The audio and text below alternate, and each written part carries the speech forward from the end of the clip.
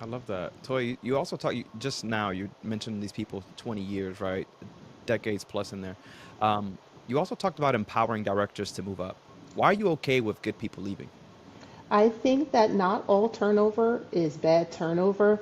When I look across the state at people who came from Brightside, the largest portion of our state inspectors came from Brightside. A lot of partners came from Brightside and the partner organizations. I think that if you want to open your own, Efrain, you want to open your own child care center, come work at Brightside. We'll teach you how to do that. We consider ourselves, that's a service that we give to the community. So when I'm interviewing sometimes assistant teachers, I always ask what their goals are. And if their goal is, sometimes they're hesitant to say it. I said, do you want to open your own child care? If Hmm. you want to open your own child care and you want to do it right, this is the place to do it. And Jack, at one point I thought this was like a franchise model, right? And you mentioned it is like a franchise-like model for empowerment. What does that actually look like without calling it a franchise? I think it's precisely what Toya just mentioned, right? Empowering our leadership to operate with a sense of autonomy, but knowing that they have the support of the regional and executive management team.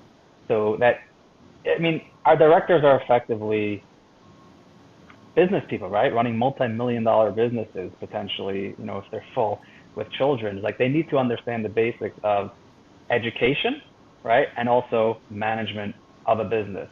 And if we're able to bridge the two and give them the skills or the tools necessarily and they latch onto it and they're able to run with it, that is the biggest form of success for us because now they are able to go take those skills and go anywhere with it, right? Open their child care center or go into another industry potentially if they find it attractive.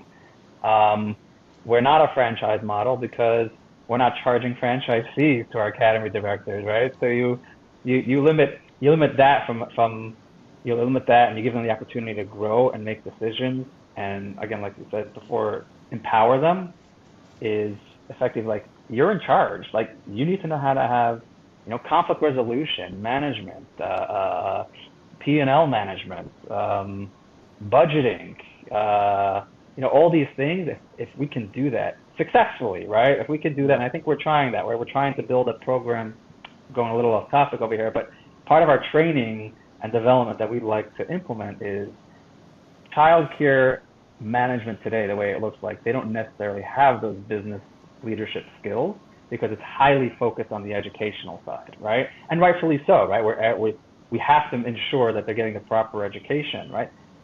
But a piece of that that's missing is that business acumen, right? And if we can, like I said before, bridge the two together, get them the skills that they need, like they can just, you know, it can be amazing for them and for any organization and for childcare as a whole, right? Yeah. So Have you guys been seeing a lot of the internal team taking on what you guys are offering? Going and running their own locations. Are you seeing that often now? That you guys are implementing these nice, beautiful opportunities for individuals? I mean, for me, it's never enough. I mean, yes, we are seeing people move up.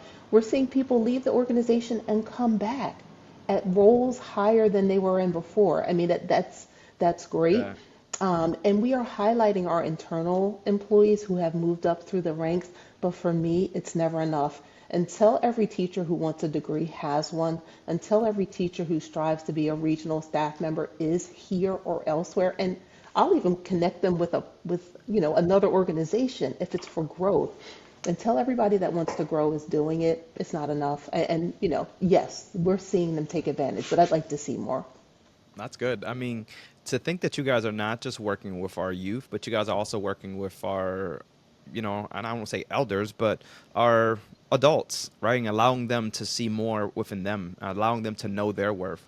A lot of times people will work and almost run everything and be damn near a entrepreneur within four walls. And what happens when we actually give them the opportunity to be an entrepreneur and see things they've never seen or believe in ways they've never believed. So having Toya and Jack at the head of that table is to just kind of curate this is actually amazing because not a lot of organizations, not a lot of companies would sit here and be that bold to say, hey, I'll help you go find an opportunity at another organization because I know that one, you either come back or it would inspire you to do more of what you're doing.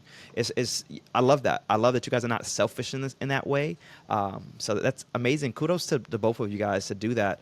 I also think it's amazing that you guys are kind of in this space of technology innovation and that human centered approach, as we were talking about last time. You rolled out tablets and robotics classes, but you're cautious about AI in childcare. What? Why? I give this to, I'll give it to Jack. I give it to Jack. Yeah. So yeah, like we mentioned in the past, is we want to be at the forefront of technology. We're constantly pushing ways to innovate our processes and streamline, get better reporting, dashboards, right? To go back to what we were saying before, is have insight into what we do every day and what every decision that we make today impacts at a global level, right, or a broader level, right? Mm-hmm. So what I'm concerned about AI, right, or utilizing AI from an educational perspective or a curriculum perspective is like, obviously that's the way of the future, and we're going to have to adapt and figure out ways how it benefits us, in the manner that we think it makes sense. But I don't want to remove that human connection, right? And I think that many of our children, many of our families, right, when they have that human interaction, right, or social interaction with their teacher, right, the teacher that's with the child, probably more than the parent is, right? If you think about it, right, if they come every 100%. single day, and we serve that, they could be here 12 hours a day, right? Um, I can tell you so many stories that we've heard that, later on in life, again, I've been with Brightside since 2016, but even over the span of the last, 9 years or so, I've heard stories of parents or of teachers or of children, how they still communicate and are in touch with their teacher back in preschool, right? Because they have such an impactful, they play such a pivotal role in their life and shaping them for that K through 12 education. So I don't want to, Yeah. I want to limit the extent of AI where it doesn't have that genuine feel or that human interaction and social interaction. And in addition to that, is right, all of our staff, we hire specifically from within our community, right? So we have 24 sites. So to give you an example, in Philadelphia, we hire within a mile radius or so of each of our sites, right? So we're not bringing in teachers or educators from 5, 10, 15 miles away. They're there. They know the community. They understand the community. They may even know the child and their family, right? How do you get that from AI, from a computer, right?